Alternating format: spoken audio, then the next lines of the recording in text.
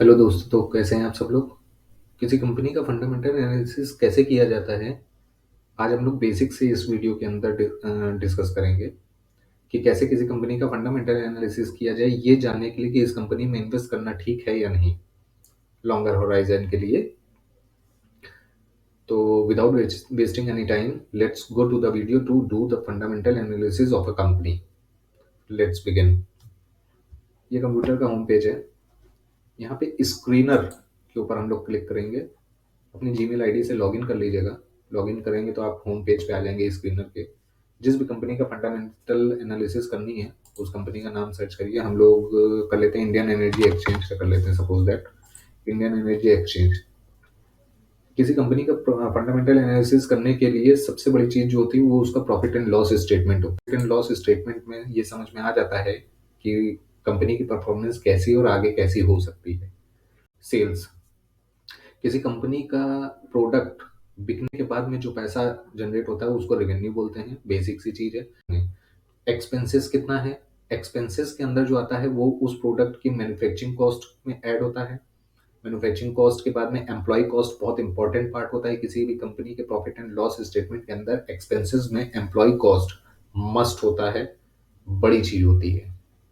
ये एम्प्लॉय की कॉस्ट कितनी आ रही और अदर कॉस्ट होती है जो एक्सपेंसेस के अंदर कंसीडर किया जाता है। तब उसके बाद में उसका ऑपरेटिंग प्रॉफिट निकल के आता है। सपोज करिए हम लोग लास्ट फाइनेंशियल ईयर के स्टेटमेंट के ऊपर चलते हैं, तो यहाँ पे देखिए 317 करोड़, 317 करोड़ रुपए का सेल्स हुआ, 58 करोड़ का एक्सपेंस हुआ। तो जो प्रॉफिट 317 माइनस 58, ठीक है, तो आपका जो वैल्यू आएगी वो 259 आएगी। 259 जो होगी वो प्रॉफिट होगी। प्रॉफिट का मतलब इसी को ही जब operating profit is equal to revenue minus expenses, यही फॉर्मूला है ऑपरेटिंग प्रॉफिट का। ऑपरेटिंग प्रॉफिट के बाद में ऑपरेटिंग प्रॉफिट मार्जिन, उसका परसेंटेज जो होता है उसको आप ऐसे निकाल सकते हैं कि revenue minus expenses divided by revenue. ये ऑपरेटिंग प्रॉफिट मार्जिन होता है। 82% का आ गया। उसके बाद में अदर इनकम। अदर इनकम जो होती है, अदर इनकम के ऊपर ध्यान देने की जरूरत ये होती है कि आपको फाइनेंशियल ईयर वाइज देखते रहना है, या फिर अगर आप क्वार्टरली का चेक कर रहे हैं प्रॉफिट एंड लॉस स्टेटमेंट, तो क्वार्टरली भी आपको चेक करते रहना है कि आप हर साल, चाहे वो फाइनेंशियल ईयर वाइज हो या क्वार्टरली हो, कभी भी अदर इनकम बहुत ज़्यादा बढ़नी नहीं चाहिए। बहुत सारी कंपनी ऐसी होती है जो लॉस में चल रही होती है, लेकिन वो अपना को अदर इनकम में अपनी वैल्यू दिखा देते हैं और उसके बाद में नेट प्रॉफिट बढ़ा देते हैं। तो बहुत सारे लोग ऐसा भी करते हैं कि केवल कंपनी का नेट प्रॉफिट देख के उस कंपनी के अंदर इन्वेस्ट कर देते हैं और बाद में उनको लॉस हो जाता है। तो अदर इनकम बढ़ना नहीं चाहिए। और अगर अदर इनकम आ रही है तो कहाँ से आ रही है, इसको भी फर्दर इन्वेस्टिगेशन करना बहुत ज़रूरी होता है। इंटरेस्ट, इंटरेस्ट पार्ट एक बहुत इंपॉर्टेंट पार्ट होता है प्रॉफिट एंड लॉस स्टेटमेंट में, ये चेक करने के लिए कि किसी कंपनी का इंटरेस्ट कितना पे कर रही है।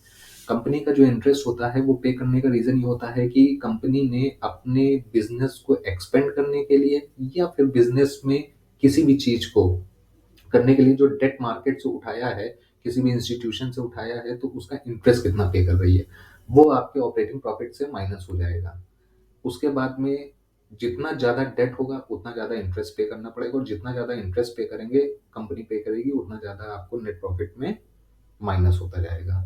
तो ये ऐसे कह लीजिए कि डेट बढ़ेगा तो नेट प्रॉफिट घटेगा और डेट घटेगा तो नेट प्रॉफिट बढ़ेगा। ठीक है, तो इस पे इंटरेस्ट को ध्यान देने की जरूरत है। उसके बाद में डेप्रिसिएशन, डेप्रिशिएट जो होती है, बहुत सारी चीजें ऐसी होती हैं कंपनी के अंदर। आप ऐसे समझ लीजिए कि किसी कंपनी की मशीन्स हो गई, फिजिकली कुछ भी इंस्ट्रूमेंट्स हो गए, आपके ऑपरेशंस की बहुत सारी चीजें होती हैं जिसको चलाने के लिए फिजिकली चीजों की जरूरत पड़ती है।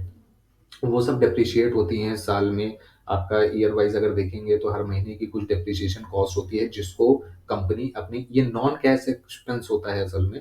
ये डेप्रिसिएशन को आप मतलब अगर कहना चाहें तो नॉन कैश एक्सपेंस बोल सकते हैं, नॉन कैश एक्सपेंस बोलते हैं डेप्रिसिएशन को।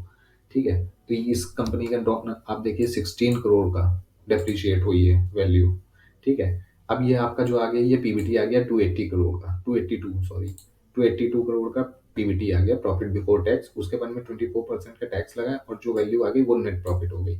अब ये जो नेट प्रॉफिट है, इस नेट प्रॉफिट को ये ध्यान देने की जरूरत है कि नेट प्रॉफिट में अदर इनकम कितनी है। अगर other income financial year wise अगर आप देख रहे हैं या क्वार्टरली देख रहे हैं, बढ़ तो नहीं रहा है। अगर बढ़ रहा है तो उसको फर्दर इन्वेस्टिगेट करने की ज़रूरत होती है, जिसको आपको ध्यान देना चाहिए। अब एक एग्जांपल के थ्रू में इस प्रॉफिट एंड लॉस स्टेटमेंट को आपको मैं समझा रहा हूँ। जो वैल्यू लास्ट फाइनेंशियल ईयर की वैल्यू मैंने उठाई हुई है, उसी वैल्यू के अकॉर्डिंग मैं आपसे बात करने जा रहा हूँ। ये देखिए, अब जैसे सपोज करिए किसी कंपनी का 317 करोड़ 317 करोड़ का रेवेन्यू जनरेट हुआ, 317 करोड़। उसके बाद में 58 करोड़ का एक्सपेंस हो गया।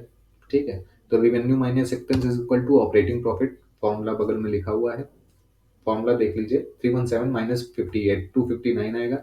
ऑपरेटिंग प्रॉफिट मार्जिन अगर निकालना है आपको, तो ऑपरेटिंग प्रॉफिट मार्जिन का जो फॉर्मूला होता है वो इस तरह आप निकाल सकते हैं कि revenue minus expenses divided by revenue, या फिर सीधे सीधे ये भी निकाल सकते हैं कि operating profit divided by revenue.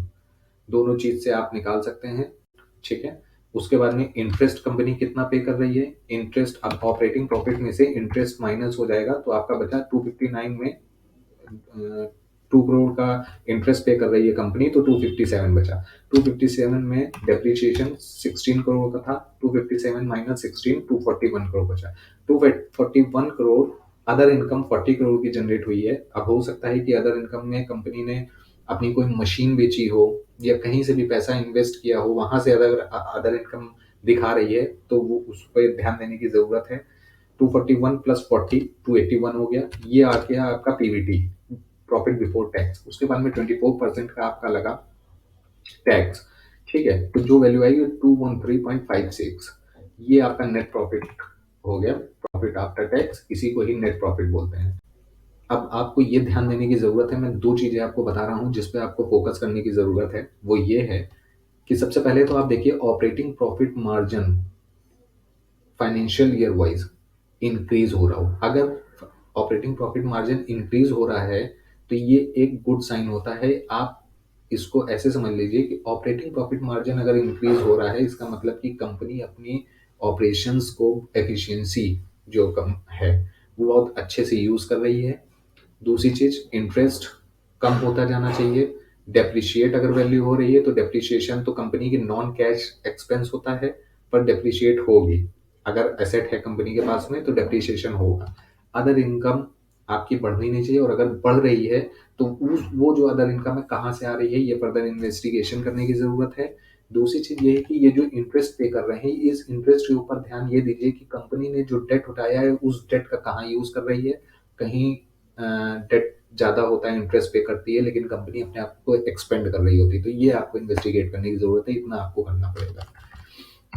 तो इस तरीके से आप फंडामेंटल एनालिसिस कर सकते हैं।